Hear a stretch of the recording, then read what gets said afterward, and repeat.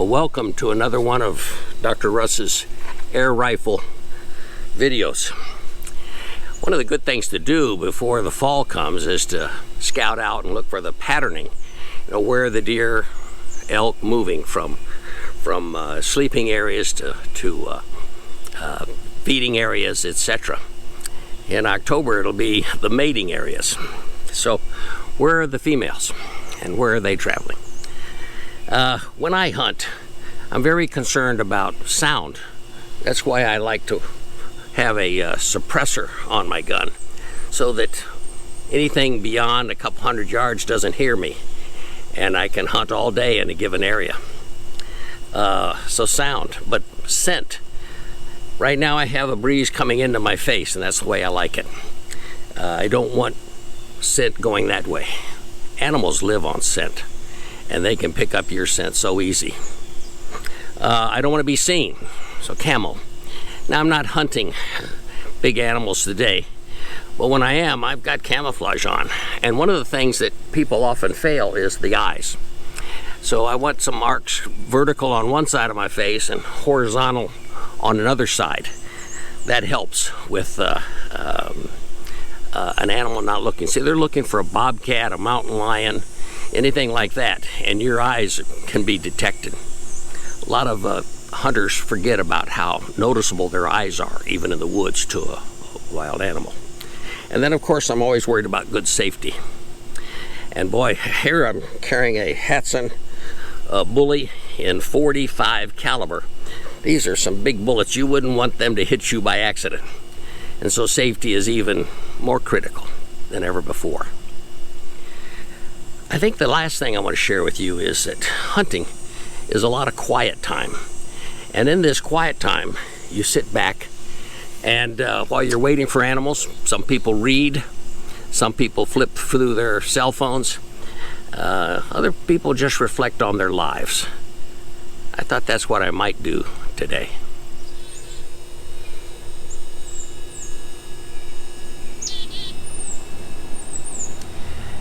You know, I doubt very many of you have ever had to take a polygraph exam. I took one once. It cost me $800. Why? Well, there was a time in my career where I, and along with a couple other people, were under suspicion.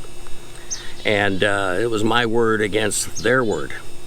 And as a result, I thought, well, we'll put an end to this nonsense. I'll go get a polygraph exam. I was ultimately referred to a polygrapher who actually did work for the Michigan State Police. And I thought I'd share that experience with you. Hopefully you don't ever find yourself in the same situation. But it cost $800, and it was a woman. She sat me down. And I think all of you have seen on television where these wires are jumping back and forth that determine if you're telling the truth or not. I had the machine just like that on a table by me. What were those wires connected to? Oh my goodness. I had wires on my feet. I had wires on my arms. I had wires on my forehead. I even had 2 wires on each of my 2 fingers.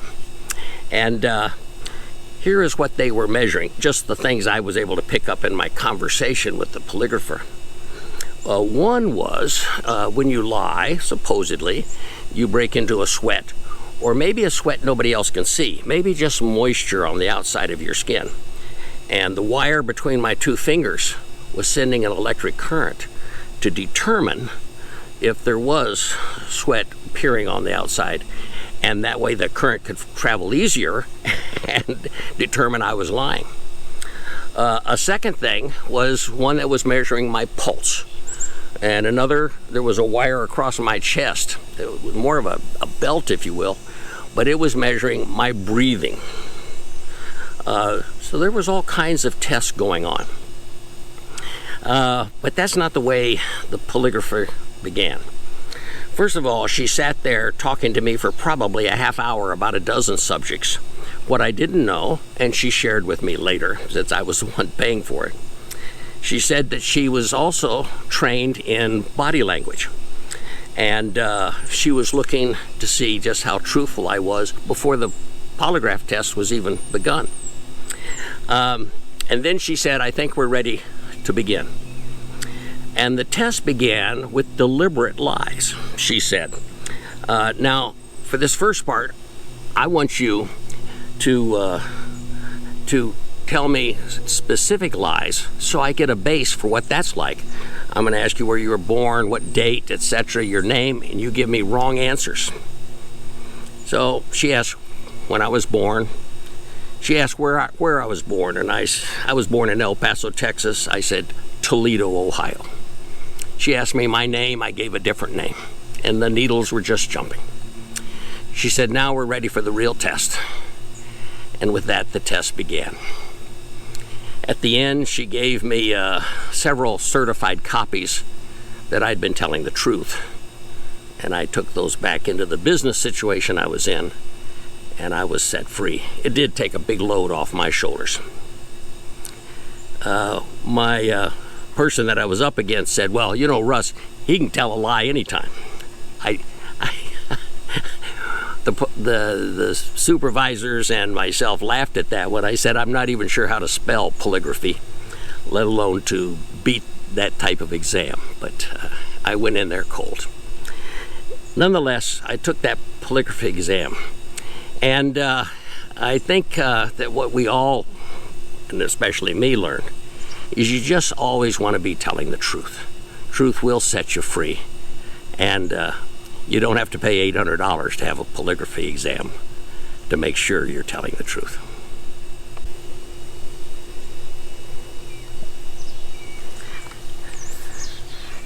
Yeah, beside sound, beside a scent,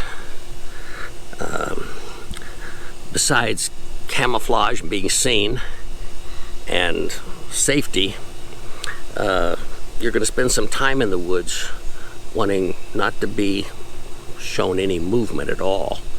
And that's what a lot of hunting is not to see movement.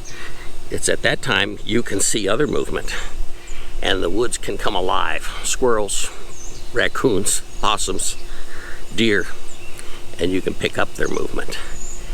And that's when the shot comes. But while you're out there reading, flipping through your cell phone, you reflect on some important stories in your life. And today, I reflect on how I have 3 siblings and 2 parents, 5. They all came down with cancer. Not the same cancer, 5 different cancers. All 5, by the grace of God, I think also with the great help of the University of Michigan nearby, Michigan Hospital nearby, they went into remission, all 5. That was our first answer to prayer. And they all started with level 4, level 5. I asked a doctor, I said, Doc, I went in, I said, you better check me. I'm the 6th member of the family. Maybe I've got cancer. And so I had a complete physical. He said, you don't have cancer, Russ. I said, why is it that we always hear of friends and family, they get level 4 or 5? And he said, Russ, the detection equipment that we have is really poor when it comes to picking up level 1, 2, and 3 cancers. Once it hits 4 and 5, we can see it clearly. And with that, different treatments go with different cancers. He was glad that my brothers and sisters, my parents, went into remission. My dad ultimately died at 101 years of age and still in remission. My mother died at 96, still of remission. But that leaves me with 2 brothers and a sister. And I had a brother call me the other day who's in remission. And he said, Russ, we have something in common. I said, what is it? He said, he's writing a book about his cancer experience. And he said, once you're in remission, oh, you thank God for it. But unfortunately, when cancer comes back that second time, it can come back in a hurry and come back with real power. With little warning, people can die after being in remission within 30 days. And he said, and that's where I am at right now. Every day I wake up and I'm not sure if today's the day I get that call. And I said, and you related this to me somehow? And he said, yes. He said, it occurred to me that when you were an infantry officer in Vietnam and you led a platoon through the jungle, you were losing men every week, that you would wake up and wonder, is today your day? And I said, you're right, I did wake up with that. I went through the day wondering, is today the day a bullet out of nowhere just comes and smacks me down? So you live a little different life when you know that any day could be your last day. Now, perhaps we've all had people we know, I certainly have, who died of cancer, died of old age, died of 100 causes, always by surprise, usually quickly. And as you get older, you start to think, I could die at any time. I have people younger than me that have died of old age, and yet younger than me. And so you try to live a different life, a better life, knowing that at any moment you could find yourself before your Creator explaining some of the things you did while you were alive on earth. And so we live better, cleaner lives as we get older. As I reflect here in the woods on a hunt, I suggest that all of us, whether you're 5 years old, 55, or older, try to live an exemplary life. You could be before your Creator at any minute.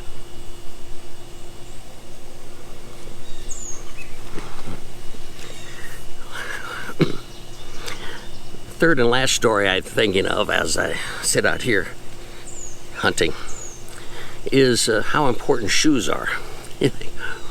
How important could shoes be? Well, over my business life, I started over 20 companies. I hired a lot of people, a couple hundred people at least. And you know, they come with their resumes and their pictures and a big story about how great they are and how good they would be as an employee of one of my firms. And invariably, I would check out their shoes. Now, what in the world would you do that for? Why would that be so important? And I can tell you that what I saw often ended the interview right then. You see, when you're invited to get into a company and go to work for them, one of the things is that you're just not there for a job. You are there to also look after the owner's assets, equipment, a stove, a machine. And the question is, are you going to be a good steward of my equipment in my business or my store, even when you're not being watched? So I would look down and see how good you take care of your shoes. Did you take care of an asset of your own? Might be indicative of how good you'd take care of an asset of mine. I found shoes that were spit shined. Remind me of back in the service when I had to have spit shined boots all the time. If we wore tennis shoes, they had to be washed and cleaned. All kinds of cleanliness. It's something I've kept all my life. Now, whether I'm right or wrong, I don't know. Perhaps some employers look for something else as a clue to how good of an employee you'd be if you come here and work here. But for me, it was shoes. It was easy to make that determination. Make sure you've got your shoes in good order. Wash them, clean them, keep them buffed up. People look at shoes. We kind of walk around looking down anyway. We shouldn't, but we do. And they see shoes. Keep them clean. Well, that are the three stories I'm thinking of out here during this hunt. I hope that you give us a thumbs up. I hope that you leave comments. You know that I answer them all. I hope that you subscribe. I've got some really good videos coming up that take place in the Rocky Mountains and in Colorado and the Bighorn Mountains in Wyoming. I think you'd want to be first to know when those hit, and subscribing will let you do that. One other thing you can do is this video today is number 50. Boy, how special that is. 50 videos in less than a year and a half.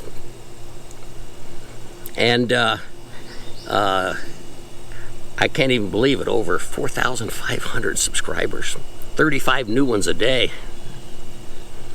Blows away my vision and imagination from all over the world. So subscribe, leave comments, leave a thumbs up, and just remember this: we're all on this planet to accomplish a couple things, but as we're together, let's stay airgun sharp.